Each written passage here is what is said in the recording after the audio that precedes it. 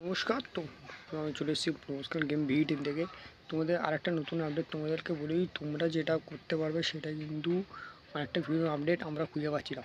তার মধ্যে প্রথম কথা বলে রাখি ইস্ট বেঙ্গলের কথা। তো এই মুহূর্তে শোনা যায় আমাদের ইস্ট বেঙ্গলের প্রধান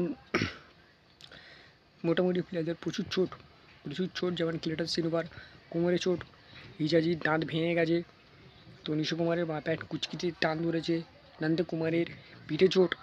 এইসব চোট কিন্তু কার্লোস কোয়াদ্রাদের দল কিন্তু ডুরান্ড কাপে সম্ভবত আমি যা আপডেট পেয়েছি মোটামুটি গুরুতর চোট না, একমাত্র 2 মাসের সল ক্রেসপো মোটামুটি ফিট, একদম সুস্থ, প্রথম ম্যাচ খেলবে।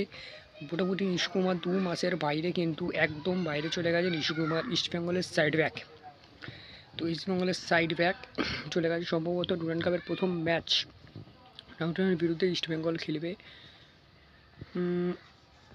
2 তারিখ।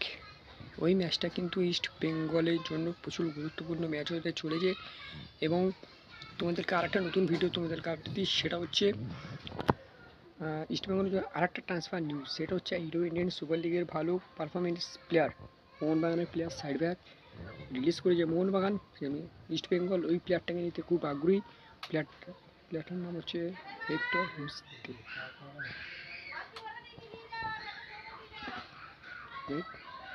তোমাদেরকে এক্ষুনি বলছিলাম ইস্টবেঙ্গলের একটা রুস্তের জন্য কথাবার্তা চলছে, পুরোপুরি এখনও জোর কথাবার্তা চলছে, ডিল ডান। এখনও প্রায় 2-3 দিন এখনও সময় লাগবে, হয়তো সময় তো রেজিস্টার করে ডুরান্ড কাপেও ম্যাচ প্রথম থেকে খেলতে পারি হেক্টর রুস্তে ইস্টবেঙ্গলের হয়ে।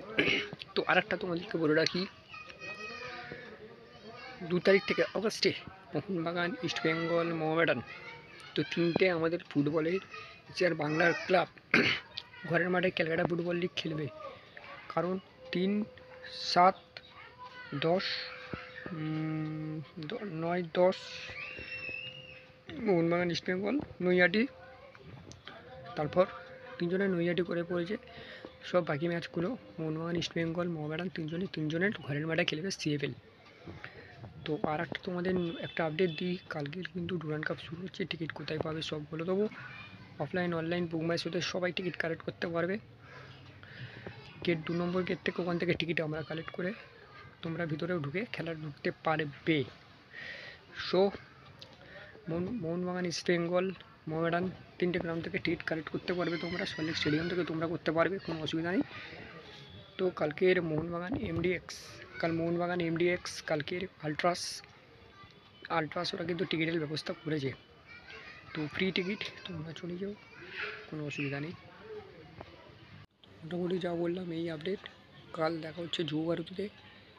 তো আমি আসছি, বেস্ট অফ লাক টিম, আর জয় মোহনবাগান। আর এই ভিডিওটা ভালো লাগলে বন্ধুরা প্লিজ তোমরা সাবস্ক্রাইব করো, ডিসক্রিপশানে চ্যানেল লিখতে ভুলো না। টাটা, হাই, নমস্কার। আরেকটা তোমাদের একটা আপডেট দিতে ভুলে গেছিলাম, বাট ওই আপডেটটা তোমাদের কিন্তু মেন গুরুত্বপূর্ণ আপডেট। তো তোমরা চলে যাও 29 তারিখ মোহনবাগান দিবসের দিন। যারা মাঠে যেতে চাও, মানে সিনিয়র টিমটা প্র্যাকটিস করবে, সামনে থেকে দেখে নিতে পারবো। অনেক ভালো ইন্ডিয়ান প্লেয়ার, ফরেনার, 4টে কোচ এবং হেড কোচ জোসে মরিনা, তার কী ভাবনা চিন্তা, কোন ফরমেশনে খেলবে, তার কিছু স্ট্র্যাটেজি আমরা ওখানেই বুঝতে পারবো। বাট ওখানে সবাই মিলে আমরা থাকবো, ভালো এনজয় করবো ওই দিন। চলো দেখা হচ্ছে ওই দিন। ভিডিওটা ভালো লাগলে প্লিজ বন্ধুদের কাছে তোমরা পাঠাও, সাবস্ক্রাইব করো কিন্তু একদম ভুলবে না প্লিজ। টাটা।